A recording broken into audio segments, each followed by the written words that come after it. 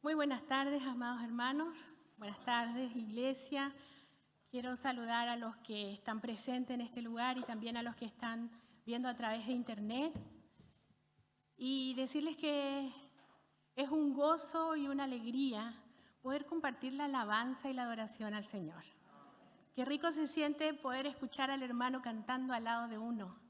Y saber y sentirnos, sabemos que somos cuerpo, pero sentirnos el cuerpo de Cristo congregados en este lugar. Quisiera agradecer, aprovechar la oportunidad, agradecer sus oraciones por el viaje que realizamos. Agradecer sus saludos que han sido entregados y ahora que estoy aquí delante de ustedes, entregarles también los saludos que traigo de Paraguay. Gracias a Dios pudimos viajar no exentos de problemas o dificultades. Perdimos el vuelo, tuvimos que hacer conexiones en otro país, pero la misericordia del Señor siempre estuvo con nosotras y pudimos llegar a destino, ver a la familia, encontrarnos con la familia y poder disfrutar de un tiempo donde también palpamos la fidelidad de Dios. Así que quería empezar, aprovechar la oportunidad, entregar los saludos entregados. Ahora vamos a lo nuestro. El sermón de hoy tiene como título Vida y Misión. Y usted ve allí una lámina con una frase muy reiterada en los informativos, también en las redes sociales, fake news, que traducido en nuestro idioma significa noticias falsas o falsas noticias.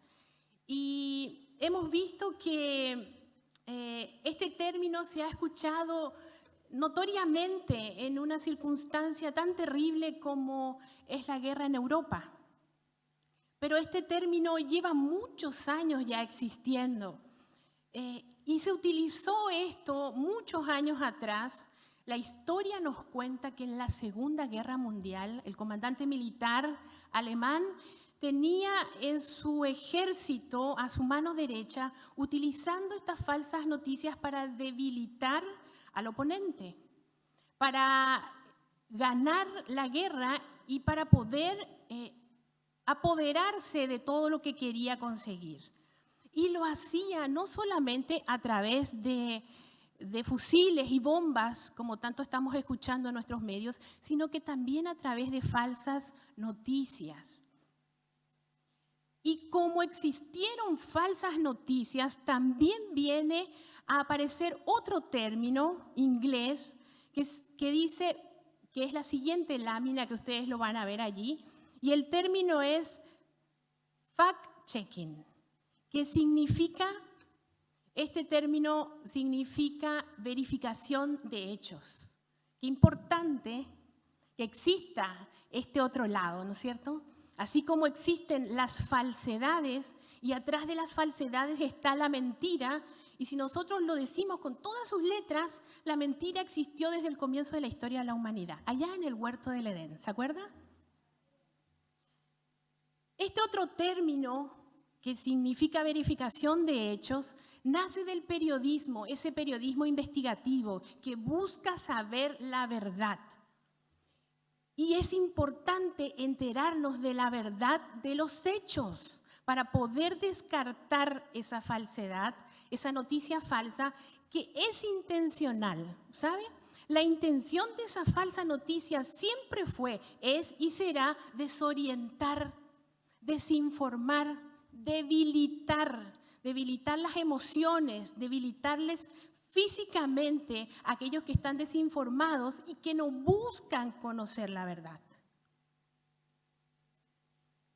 Y en los tiempos en que ministró el hijo de Salomé y Zebedeo, ya existía el fake news, ya existían las falsas noticias que rondaban entre los cristianos de aquella época. La información se transmitía acerca de la vida cristiana, tenía un propósito. Esa falsa noticia transmitida entre los cristianos tenía un propósito, y el propósito era desorientarlos y atraerlos a las falsas doctrinas y enseñanzas de aquel entonces. Mire que esto ya es antiguo. Con seguridad, si busca algún informativo de un medio de comunicación, no lo va a encontrar. Pero si lo busca aquí, lo va a hallar con seguridad. Esto ya existía en los tiempos en el que ministró Juan. Y el apóstol Juan no lo dejó pasar. Chequeó la información, esa falsa noticia, esa doctrina falsa que rondaba por ahí, y verificó los hechos. Y la única forma que encontró Juan de llegar a todos los cristianos que estaban dispersos en aquella época fue alertarlos de este flagelo que es la mentira, que es la falsedad, a través de una carta inspirada por Dios mismo. Y esa carta circuló a través de la historia, y ¿sabe qué? La tenemos aquí.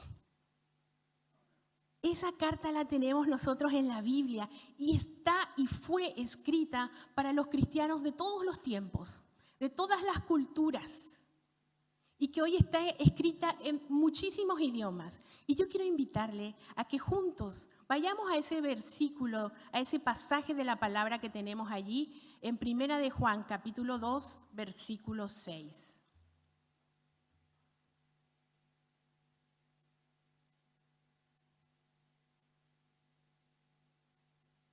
Primera de Juan, capítulo 2, versículo 6. ¿Lo tiene? Amén. ¿Puede leerlo conmigo? Y dice así en el nombre del Señor. El que dice que permanece en Él debe andar como Él anduvo. Amén. Vamos a orar un minutito. Bendito Dios y Padre amado, en el nombre de Jesús.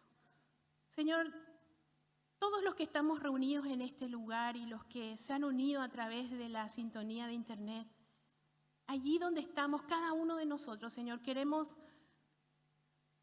humillarnos delante de tu presencia y pedir tu bendición en esta hora. Señor, queremos que tu palabra se pueda mover con absoluta libertad y autoridad en nuestras vidas. Que este tiempo sea un tiempo donde tu palabra pueda escudriñar nuestros corazones. Señor, queremos dejar nuestra vida abierta de par en par delante de tu presencia, porque no hay nada que podamos esconder. Y pedir, Señor, que en esta hora esta palabra nos bendiga, nos sostenga, nos mueva, Señor. Que esta palabra se encarne en nosotros y lo haga a través del único poder, que es el poder de tu Santo Espíritu. Señor, nos disponemos en esta hora a meditar y reflexionar en esta bendita palabra. En el nombre de Jesús, amén. Amén. El que dice que permanece en Él debe andar como Él anduvo. Mire, este es un texto en el que yo quiero invitarle a reflexionar. De esto se trata el sermón de esta tarde. Qué cortito, ¿no? Pero usted se va a dar cuenta de la profundidad de lo que hay allí. El que dice que permanece en Él. En los tiempos de Juan hubieron personas, hombres y mujeres, hermanos, o que se decían llamar hermanos, que decían que permanecían en Él. Y esos dichos fueron expuestos a controversias en aquel tiempo. ¿Por qué? Porque decían tener lo que no tenían. Por cómo vivían. Decían tener, vuelvo a repetir, lo que no tenían por cómo vivían. Y el apóstol lo expone en 3 puntos cruciales, importantes, fundamentales en la vida de los hijos de Dios, en la vida de la iglesia. Y el primero de ellos está en este capítulo 1, versículo 6. Si decimos, aquí empieza, si decimos que tenemos comunión con Él y andamos en tinieblas, mentimos y no practicamos la verdad. Primer dicho, si decimos que tenemos comunión con Él, dice el apóstol, y andamos en tinieblas, dichos por un lado, hechos por el otro. Si decimos que tenemos comunión y andamos en tinieblas, mentimos. Aquí no hay ningún tipo de nanay, ¿cómo se puede decir? Ningún tipo de caricia, de medias tintas, de cómo se lo digo porque no quiero que se ofenda. Sencillamente, llana y claramente, el que dice que tiene comunión, pero anda en tinieblas, miente. Y si lo decimos en este término nuevo, fake news, miente. Si decimos que estamos unidos con Dios, si decimos que somos amigos de Dios y vivimos en tinieblas, mentimos.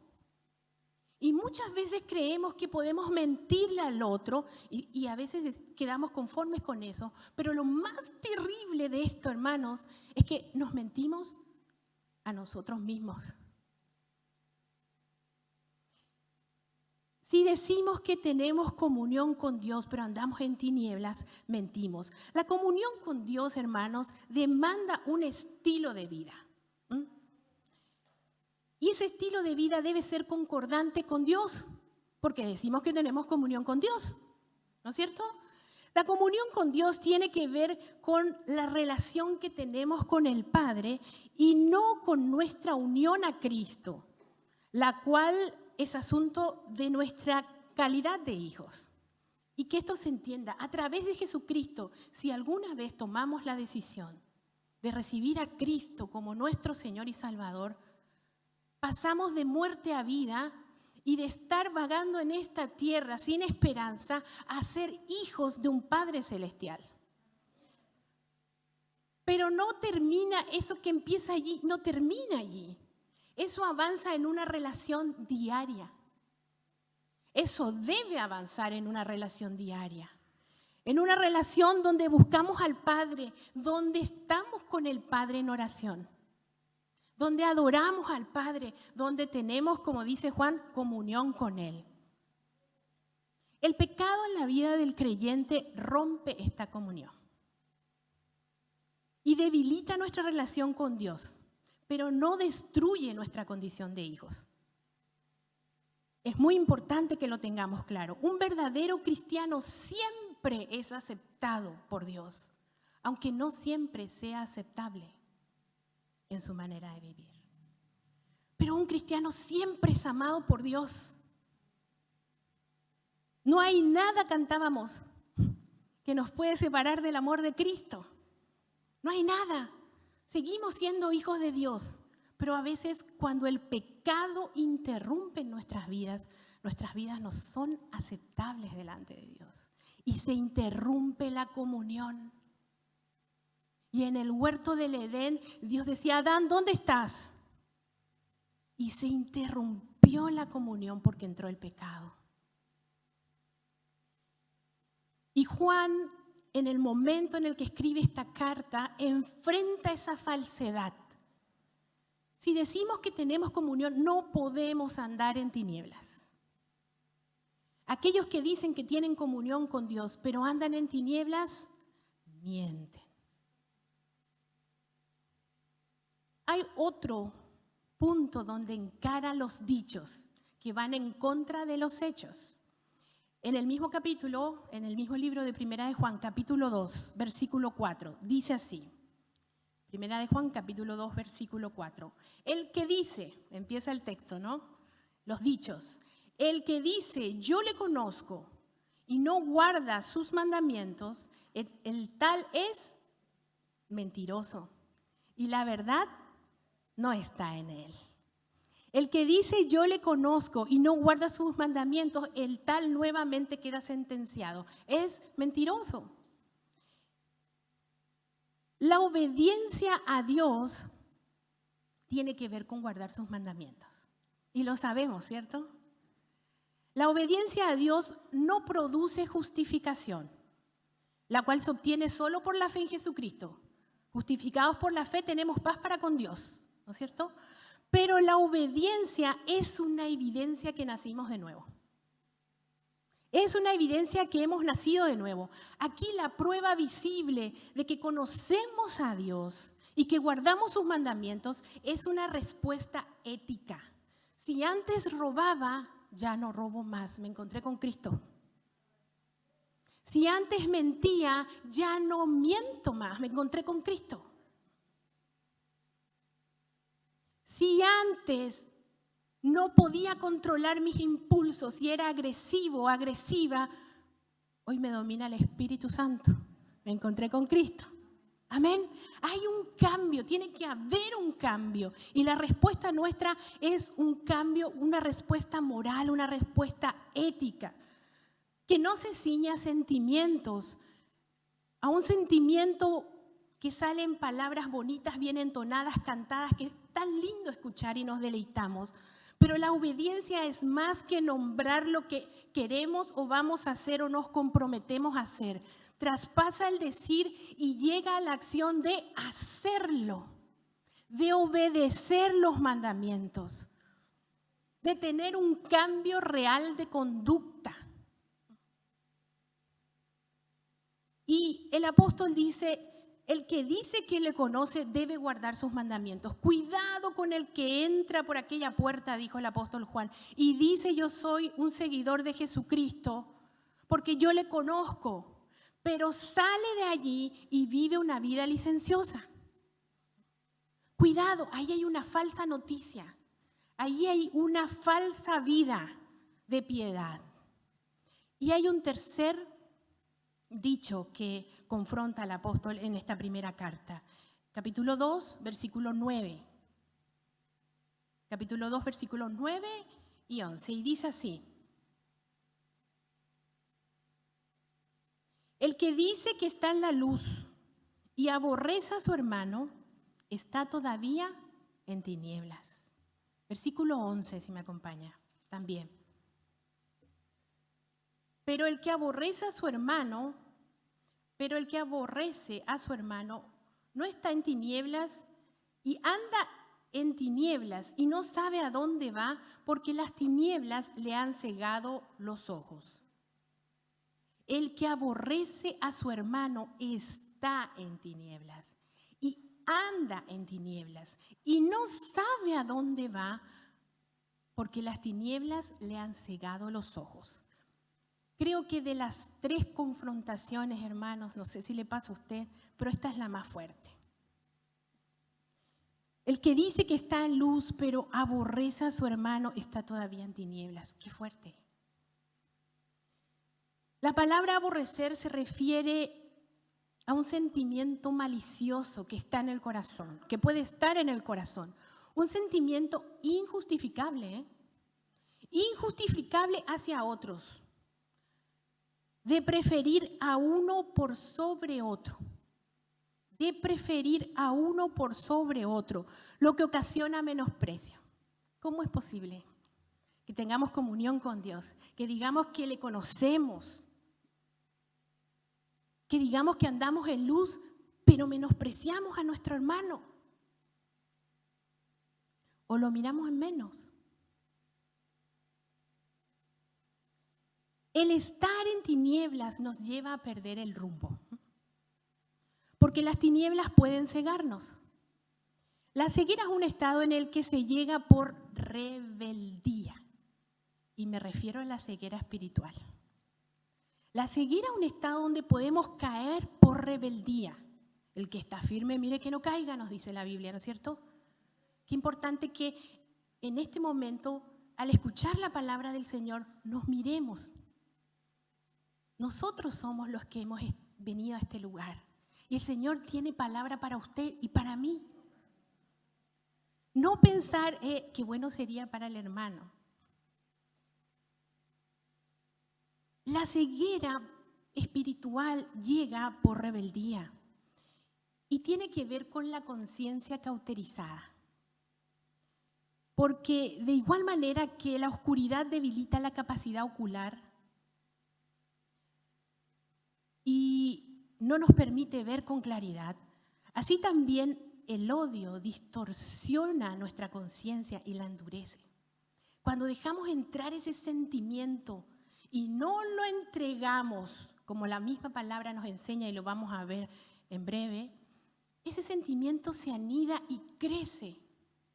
Y tal vez usted diga, no, pero esa palabra aborrecer no va conmigo, pero tal vez menospreciar, ¿sí? Estos 3 dichos en los tiempos de Juan estaban moviéndose entre los cristianos acerca de tenemos comunión, pero vivimos en tinieblas. Le conocemos a Él, pero no obedezco sus mandamientos. Yo estoy andando en luz y pertenezco a la congregación de Juan, pero no puedo ver a ese hermano. 3 dichos y 3 realidades opuestas, de lo dicho a lo hecho. Qué contrariedad, ¿no? Y el apóstol en el texto que estamos meditando, el que dice que permanece en Él. Permanecer en Él en estos 3 aspectos tiene que ver con tener comunión con Dios, no decir que tenemos comunión. Y qué fácil que es decir. Y los que ya llevamos más años de conocer al Señor, qué difícil es tener, qué difícil es mantener, qué difícil es apartarnos, ¿no es cierto? Pero no hay otra manera de tener comunión con Dios. Tener comunión con Él, no decirlo, sino vivirlo. Tener comunión con Él y también los unos con los otros. Y tal vez usted se pregunta, pero ¿y de dónde está sacando esto? ¿Me acompaña? Capítulo 1, versículo 3. Capítulo 1, versículo 3 dice: lo que hemos visto y oído, eso os anunciamos, para que también vosotros tengáis comunión con nosotros. Y nuestra comunión verdaderamente es con el Padre y con su Hijo Jesucristo. Verso 7. Pero si andamos en luz como Él está en luz, tenemos comunión unos con otros. Y la sangre de Jesucristo, su Hijo, nos limpia de todo pecado. Gloria a Dios. Tener comunión con el Padre a través de Jesucristo por medio de su Santo Espíritu. Aquí parte, este es el comienzo. No hay nadie que pueda tener comunión con Dios si no es a través de Cristo. Amén. No hay nadie que pueda decir que tiene comunión con Dios si no ha recibido a Jesucristo. Este es el primer paso. Este es el primer paso que hay que dar. Esta comunión no es solo vertical. Esta comunión, nos dice el versículo 7, también es horizontal. Con mi hermano, con mi hermana, con el miembro de la iglesia. La comunión entre creyentes es posible porque tenemos comunión con Dios. Amén. Está tan entrelazado. Tenemos comunión con Dios, por eso podemos, sí, hermanos, podemos tener comunión entre nosotros. Podemos amarnos como Cristo nos amó. Amén. No sé si usted ha experimentado, tal vez me tocó experimentar a mí por ser extranjera, pero he amado a mis hermanos en Cristo sin conocerles. Y después les llegué a conocer. Era Él que oraba por mí para que llegara a Chile. Era Él que tenía en el corazón que estudiara teología y no le conocía. Y el amor de Cristo brotaba porque era un hermano en Cristo. Y ese hermano oró por mí y no me conocía. Y llegó el momento en el que Dios nos bendijo y nos pudimos conocer. Y hoy muchos de ellos ya están en la presencia del Señor. Pero esa es la comunión, ese es el amor que podemos tener y que solo Cristo da. Porque sin Cristo, ¿cómo amaríamos a quien no conocemos? Amén. El apóstol Juan nos habla de que esta comunión tiene que ver con un compañerismo testimonial. Y cada uno de nosotros tiene testimonio. Amén. De haber conocido a Cristo, de haber caminado con Cristo.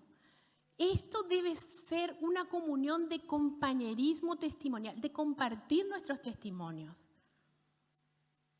De tener una comunión auténtica, no falsa. No es posible hablar de que tenemos comunión con Dios, pero negarle la comunión al hermano por un simple deseo personal. La comunión eclesial debe ser posible porque andamos en luz. Porque andamos en luz, porque tenemos comunión, porque Cristo mora en nosotros a través de su Santo Espíritu. Entonces, el que dice que permanece en Él debe tener esta comunión. Comunión con el Padre a través del Hijo, por medio del Espíritu Santo, pero comunión con los hermanos de la iglesia. Comunión unos con otros, compartir el testimonio, compartir las necesidades y llevarlos todos en común en oración. Y gozarnos con las respuestas, porque la oración del justo no vuelve vacía, ¿cierto? Permanecer en Él es guardar sus mandamientos. Si decimos que permanecemos en Él, pero no guardamos, dijo Juan, cuidado, mentimos, Dios nos libre. Pero si decimos que permanecemos en Él, guardemos, hermanos, sus mandamientos. Amén. Guardemos sus mandamientos, capítulo 2, versículo 3 al 5. Y en esto sabemos que nosotros le conocemos, si guardamos sus mandamientos. El que dice yo le conozco y no guarda sus mandamientos, el tal es mentiroso y la verdad no está en él. Pero el que guarda su palabra, en este verdaderamente el amor de Dios se ha perfeccionado. Por esto sabemos que estamos en Él. Amén. La única prueba fehaciente del amor de Dios es la obediencia a sus mandamientos. Guardar los mandamientos de Dios o guardar su palabra no significa no quebrantar jamás los mandamientos, que no lo malentendamos. No significa no quebrantar jamás los mandamientos, sino tener una constancia de vida buscando que nuestras vidas se ajusten a las demandas de los mandatos de Dios. Acomodar mi vida, no los mandamientos, a mi interpretación. Acomodar mi vida a las demandas que Dios tiene para mí. Y Dios nos ha dejado estos mandamientos porque nos ama. Porque nos ama de una manera que me faltan las palabras para explicar. Y ya me salió en tono chileno. Guardar los mandamientos. ¿Cómo lo vamos a hacer? ¿Cómo vamos a guardar estos mandamientos? ¿Cómo vamos a guardar estas palabras? Lo vamos a hacer imitando a Cristo. Imitando a Cristo. Aceptando la soberanía de Dios. Qué importante es esto. No por obligación. Cuando éramos pequeñitos, había muchas cosas que hacíamos por obligación, porque no entendíamos. ¿No es cierto? Y funcionábamos así hasta que fuimos creciendo. Y hay muchas cosas que las hacíamos porque las comprendíamos. Así también es obedecer voluntariamente, no por imposición, no porque mamá y papá si no se van a descomponer conmigo, no porque si no no voy a ser aceptado en el grupo de jóvenes, o en el grupo de damas, o en el grupo de caballeros. No, voluntariamente aceptar la soberanía de Dios, reconociendo que somos nosotros los que le debemos obediencia a Dios. Y una obediencia incondicional.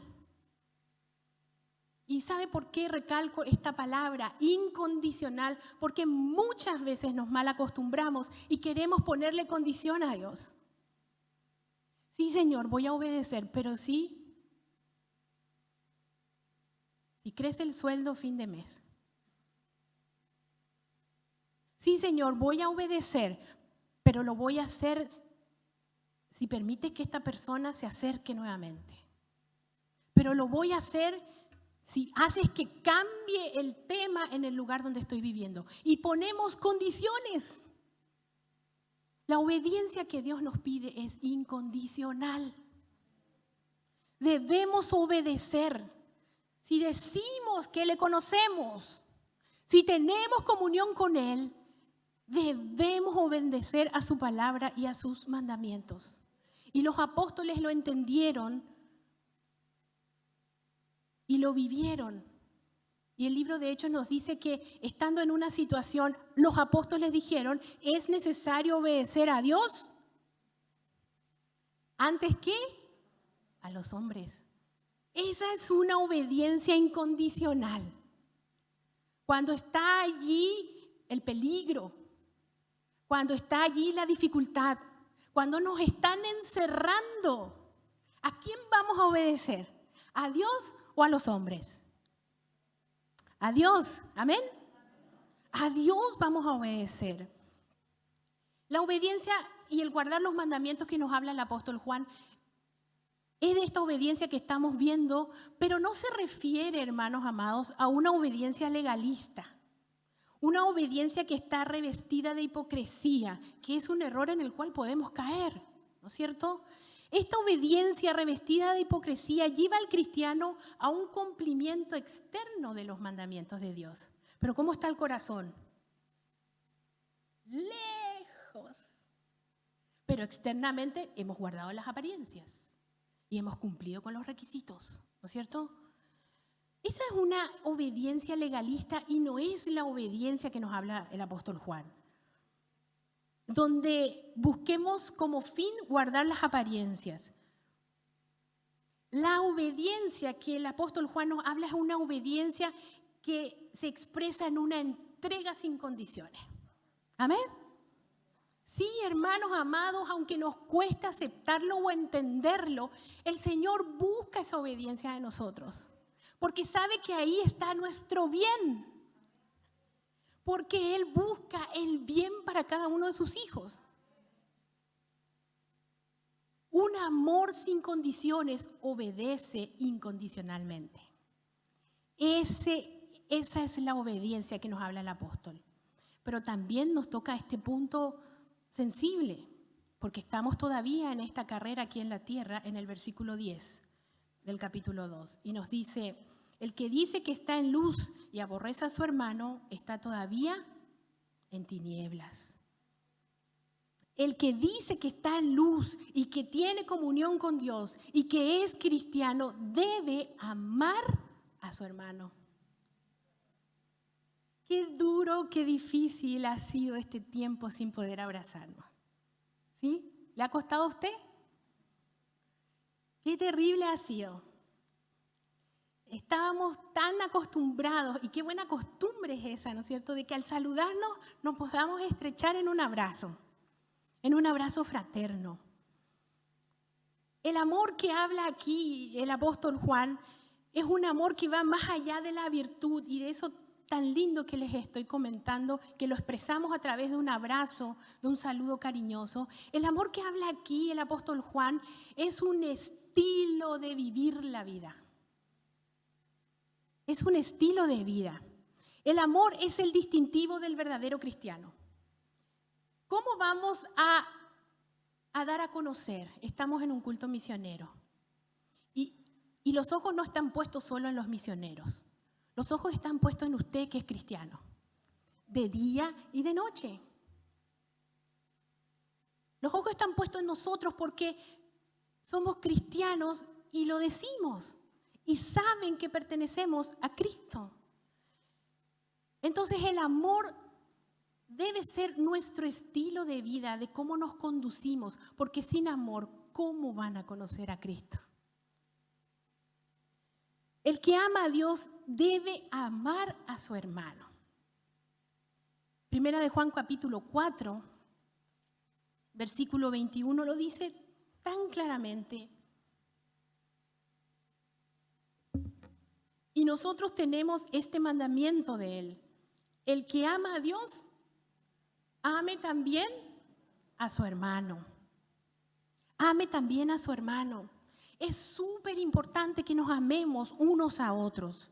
Y este amor, en el poder del Espíritu Santo, Es la fuerza que nos empuja a no ser de tropiezo para la vida y testimonio de la iglesia.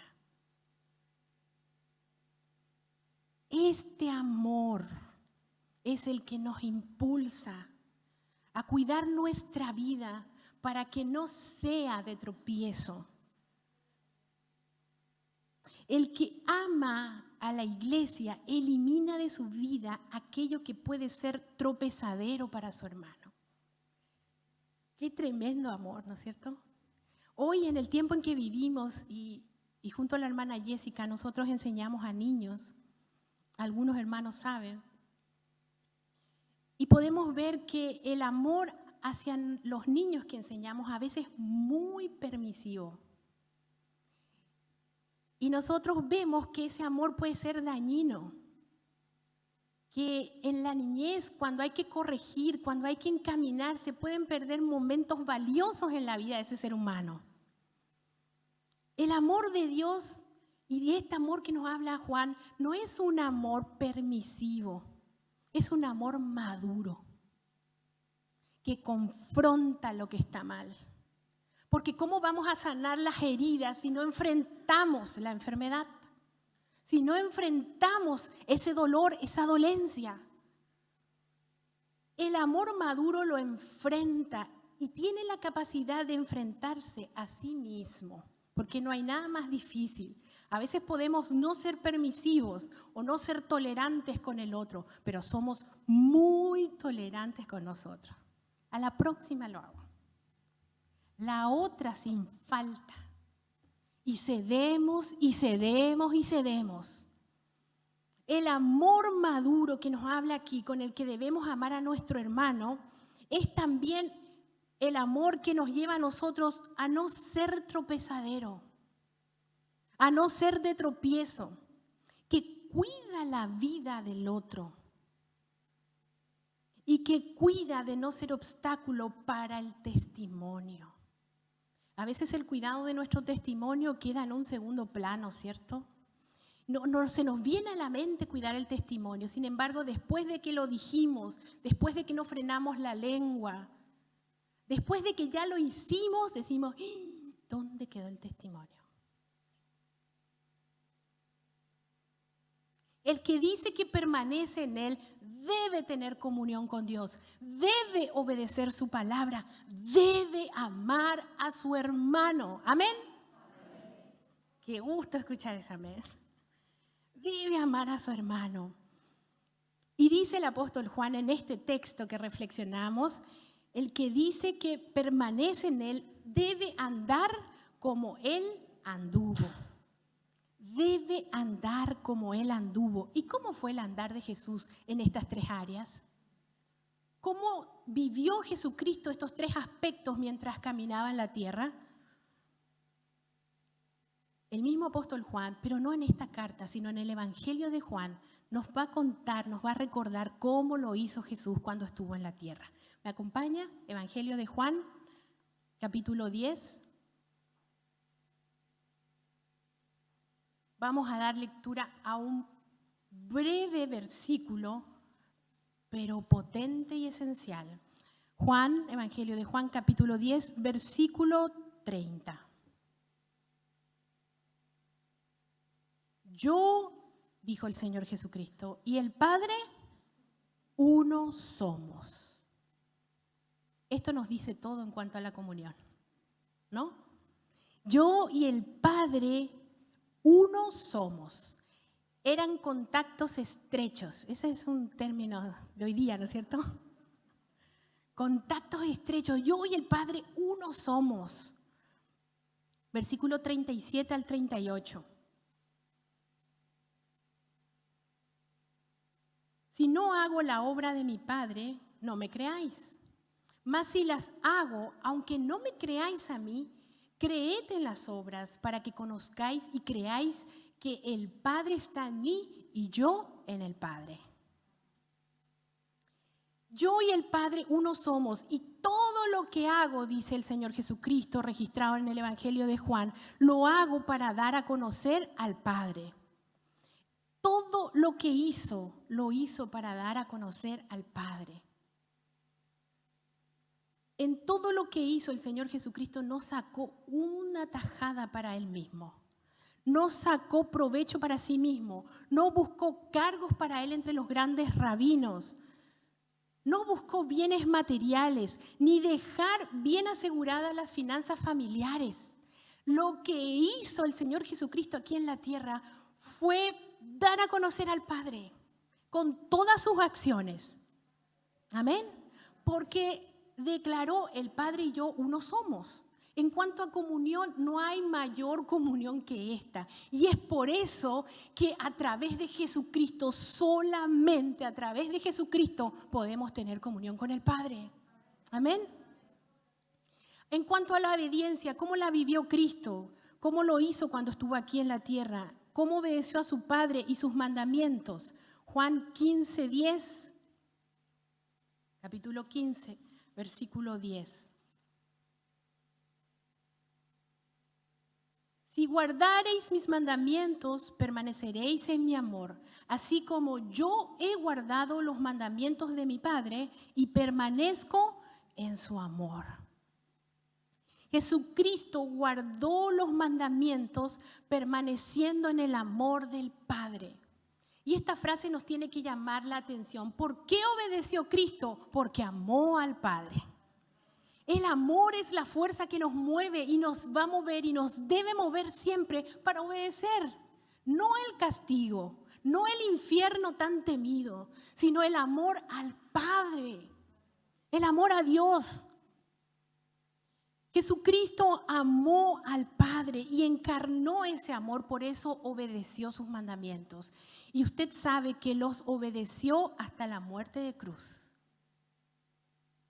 Hasta la muerte de cruz. En cuanto al amor, el Señor Jesucristo amó al Padre, pero también amó a la iglesia. Amén. Juan capítulo 15, versículo 9. Como el Padre me ha amado, así también yo os he amado. Permaneced en mi amor. Reiteradamente, permanecer, permanencia. Quédense conmigo. Permanezcan en mi amor, porque el amor que yo he tenido al Padre, ese amor también yo les tengo a ustedes. Amén.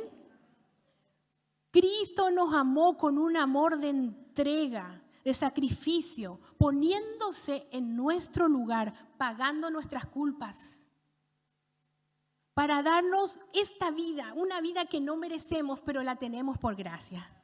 Amén. El cristiano debe andar como Él anduvo. A veces queremos poner excusas y decimos, sí, pero la fe de papá y mamá no es así. Sí, pero la fe de mi hermano no es así. Sí, pero yo estoy mirando a aquellos que están asumiendo cargo y no veo que vivan la fe de esa manera. Si nosotros tomamos esa actitud, nos dañamos a nosotros mismos. Y podemos caminar en tinieblas. Sí, podemos caminar en tinieblas. Y usted ya ha escuchado el principio del sermón. Si caminamos en tinieblas, podemos dejar que la rebeldía nos lleve a tener una ceguera espiritual tremenda. Por eso que debemos andar como Él anduvo. Puestos los ojos en Jesucristo. No hay excusa. No hay excusa. Debemos poner los ojos en Jesucristo en cuanto a la comunión con el Padre por medio de Cristo, a través de su Santo Espíritu, pero también con los miembros de la iglesia. Debemos tener comunión unos con otros. La pandemia no nos puede arrebatar esta comunión. Debemos mantener la comunión unos con otros, pero también debemos andar como Él anduvo en obediencia. Es a Dios en primer lugar a quien debemos obedecer. Es la evidencia. No hace falta que usted diga soy cristiano. Su obediencia hablará por usted. Es la obediencia, la evidencia que realmente somos cristianos. Y debemos andar como Él anduvo en amor. En amor a nuestros hermanos, en amor a la iglesia. Como Cristo nos amó no se cansó de amarnos, de perdonar nuestras faltas, nuestras negligencias, nuestros errores. Nos siguió amando y nos sigue amando hasta el día de hoy. Hermanos amados, nuestros dichos o declaraciones siempre estarán sujetos a escrutinio y puestos en tela de juicio. Y lo van a estar porque vivimos nuestra fe en comunidad, no aisladamente. Y la vivimos así porque así el Señor nos manda. No a vivir nuestra fe entre cuatro paredes. Cuando tenemos oración y comunión con el Padre, entra a tu aposento. Pero la vida de la fe se vive en comunidad. Porque somos parte de un cuerpo y funcionamos juntos, no en solitario. Porque el estar juntos nos mantiene alertas y en crecimiento, en un constante crecimiento. Nuestros dichos deben estar acompañados de una vida cristiana consecuente. Si decimos que somos cristianos, debemos vivir como cristianos 24/7, no los domingos, ni los días de culto. Tenemos que vivir como cristianos 24/7.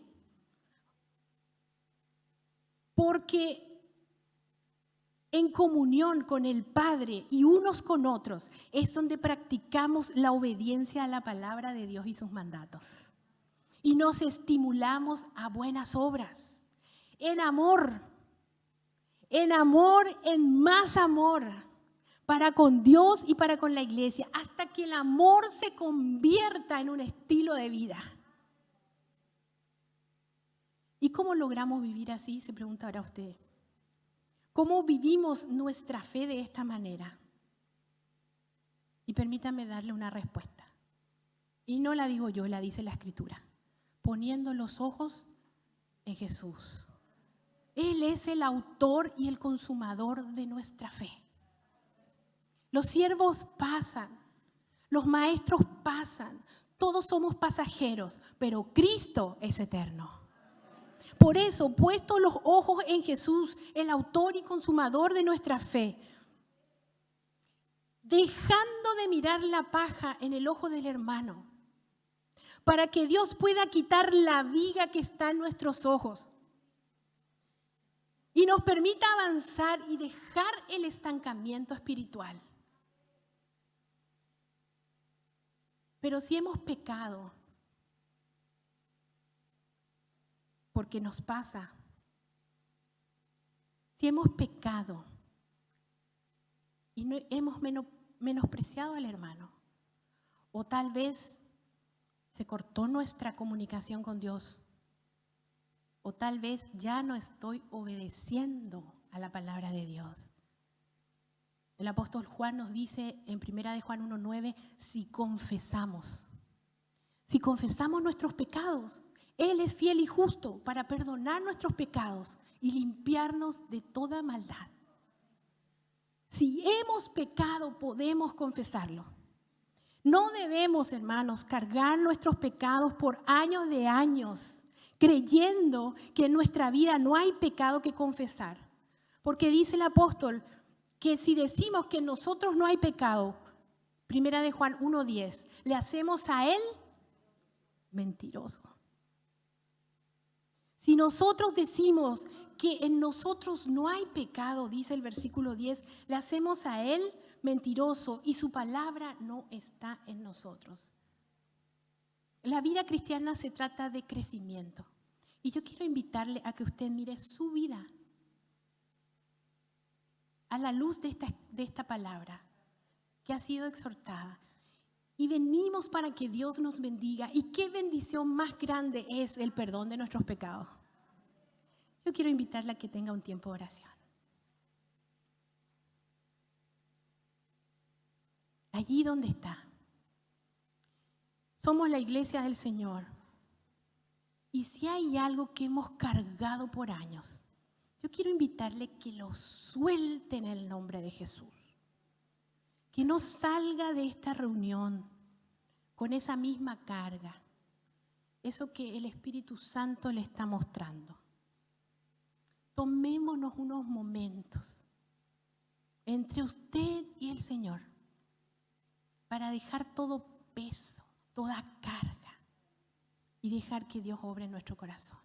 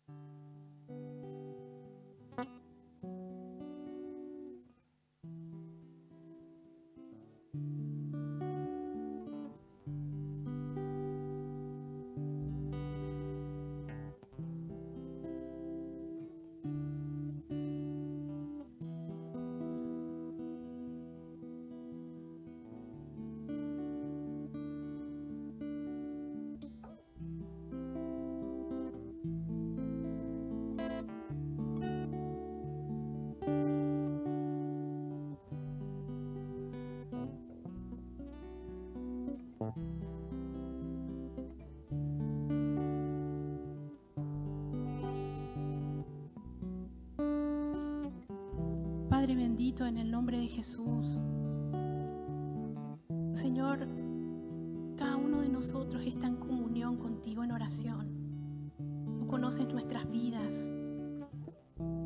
Y en esta hora, Señor, como hijos tuyos, queremos dejar delante de tu altar ese peso que cargamos. Todo aquello, Señor, que tu palabra nos muestra que a ti no te agrada. Señor, queremos sacar en el nombre de Jesús de nuestras vidas, Señor, todo sentimiento malicioso, toda actitud, Señor, todo tropiezo que pueda interponerse, Señor, en nuestro amor en comunidad, nuestro compañerismo, como la iglesia que somos comprada a precio de sangre. Señor, hoy queremos dejar delante de tu altar y decirte, Señor, que nos arrepentimos. Decirte, Señor, que nos duele, Señor, haber pecado contra ti y contra nuestros hermanos. Señor, te confesamos nuestros pecados y te confesamos a ti porque tú eres fiel y justo para perdonar nuestros pecados y en esta hora limpiarnos de toda maldad. Señor, queremos salir de este lugar limpios y renovados por tu palabra, por tu perdón y por tu Santo Espíritu que obra en nosotros. Gracias te damos, Señor, porque nos das en este tiempo la vida y la salud para poder escucharte y para poder obedecer. Bendice a tu iglesia, Señor. A los que están aquí, a los que han podido llegar a la casa de oración, pero también a los que están, Señor, viendo a través de internet. Bendice a tu iglesia. Bendice a cada oyente. Señor, que tu palabra siga obrando sanidad, restauración y nos permita ser fortalecidos para llevar adelante la misión. Te agradecemos por este tiempo, Señor. A ti sea la honra y la gloria. En el nombre de Jesús. Amén. Amén. Que el Señor les bendiga, amados hermanos.